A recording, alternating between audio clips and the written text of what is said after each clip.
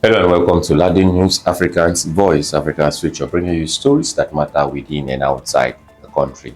JAMB approves 85 underage candidates for exceptional admission. The Joint Admission and Matriculation Board, JAMB, has cleared 85 underage candidates for exceptional admission into tertiary institutions after completing its rigorous screening exercise. In a statement issued on Monday by its head of media, Dr. Fabian Benjamin, JAMB disclosed that the candidates, all below 16 years of age as of September 2025, were deemed eligible following a multi-stage evaluation. According to the statement, the approved candidates have been officially notified to proceed with admission formalities at their respective institution and print their JAMB admission letters.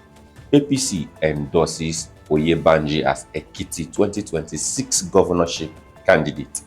Governor Biodun Oyebanji has been officially confirmed as the All Progressive Congress candidate for the 2026 governorship elections in Ekiti State. The endorsement followed a consensus held.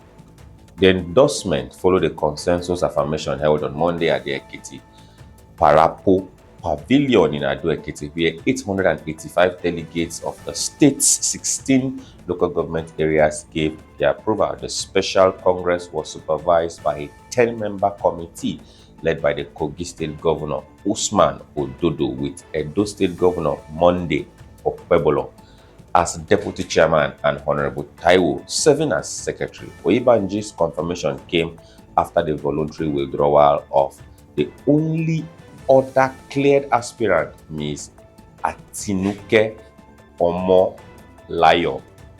And now, Ekiti Federal Varsity seeks collaboration to advance innovation and infrastructure.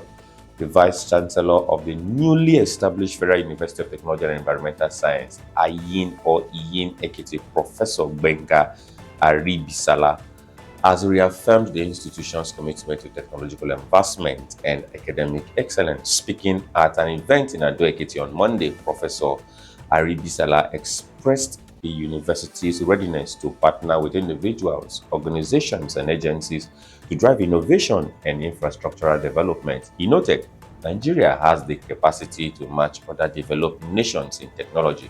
We can produce innovations that improve living standard without depending on import. It is possible and we can do it. And now let's go to Lagos State. Sanwo-Olu's administration vows to complete all ongoing projects. The Lagos State government has assured residents that all ongoing projects initiated by Governor Babajide Sanwo-Olu's administration will be completed before the end of his tenure in 2027. The Commissioner of Information and Strategy, Gbenga Omotosho, made this known during an interactive section with journalists on Friday. He highlighted major projects including the 150-bed Mercy Street Children's Hospital and the Green Rail Line. The Ojo Hospital, the large-scale Lagos food hub, described as the biggest in sub-Saharan Africa, capable of feeding about 5 million people for 3 months in case of a food crisis. Omotosho reiterated that the governor and his deputy, Dr. Bafemi Hamzamat, remain committed to ensuring that no project is abandoned.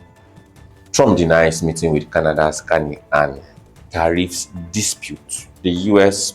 President Donald Trump has ruled out meeting Canadian Prime Minister Mark Carney for a while amid escalating trade tensions between the two countries. Trump announced plans to impose an additional 10% tariff on Canadian goods and to suspend all trade talks, accusing Canada of sponsoring a fake anti-tariff campaign using the image of former U.S. President Ronald Reagan.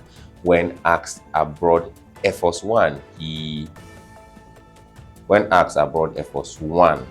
he would meet Carney at the upcoming APEC summit. Trump replied, "I don't want to meet him. No one of the hardest countries to deal with has been Canada, even though I love the country and its people."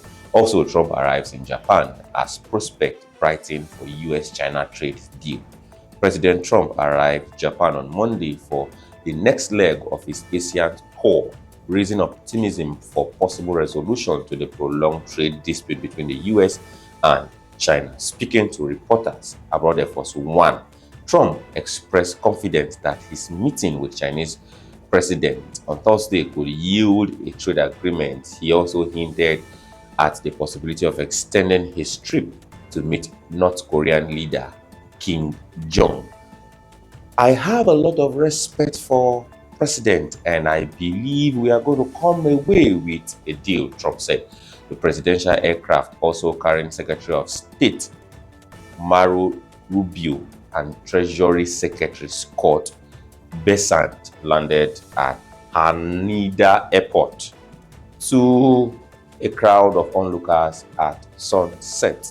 CBN releases $1.25 billion for fuel importation and related transactions. The Central Bank of Nigeria has disbursed approximately $1.259 billion to oil marketers for the importation of petroleum products and other related items during the first quarter of 2025. The development comes despite the continued availability of refined petrol from the Dangote refinery as marketers maintain fuel import operation.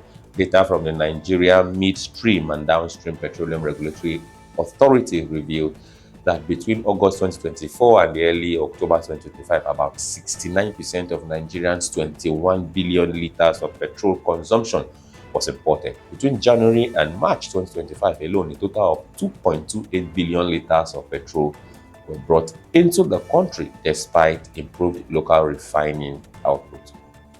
And now, FG 260 billion bonds for October subscription. The federal government, through the Debt Management Office (DMO), has announced the listing of about 250 billion naira in FG's bonds for its October 2025 function, according to a circular shared on Monday via the DMO's official X handle. The offer includes about 130 billion 1.945 FG August 2030 bond. That's a 5-year reopening, and a 130 billion 17.95 FG June 2032 bond.